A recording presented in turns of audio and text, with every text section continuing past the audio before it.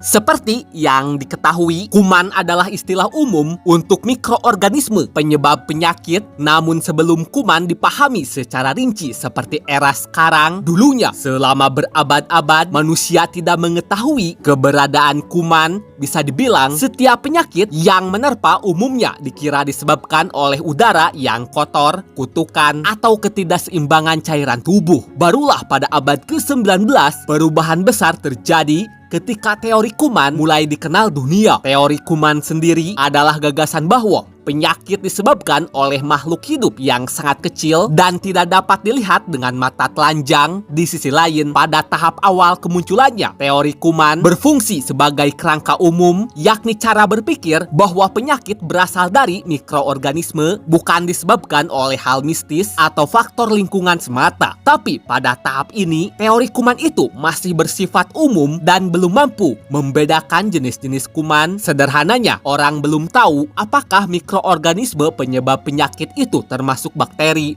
virus, atau lainnya. Terlepas dari itu semua, teori kuman sendiri dipelopori dan diperkuat oleh Louis Pasteur, yaitu seorang ilmuwan dan ahli kimia asal Prancis yang lewat eksperimennya, ia berhasil membuktikan bahwa mikroorganisme berperan dalam proses pembusukan dan dapat menyebabkan suatu penyakit. Lalu, di saat sebagian kuman dikenal sebagai bakteri, teori kuman pun semakin diperkuat oleh Robert Koch, yaitu seorang dokter dan ahli bakteriologi asal Jerman, yang dimana ia berhasil membuktikan secara langsung bahwa suatu bakteri dapat menyebabkan penyakit. Singkat cerita, setelah teori kuman diterima secara luas, penelitian ilmiah tentu berkembang semakin pesat, dan dari perkembangan inilah para ilmuwan akhirnya mampu mengelompokkan kuman berdasarkan sifat dan jenisnya. Pada akhirnya disimpulkan bahwa kuman bukanlah satu jenis makhluk hidup tertentu. Bisa dibilang bakteri itu termasuk kuman,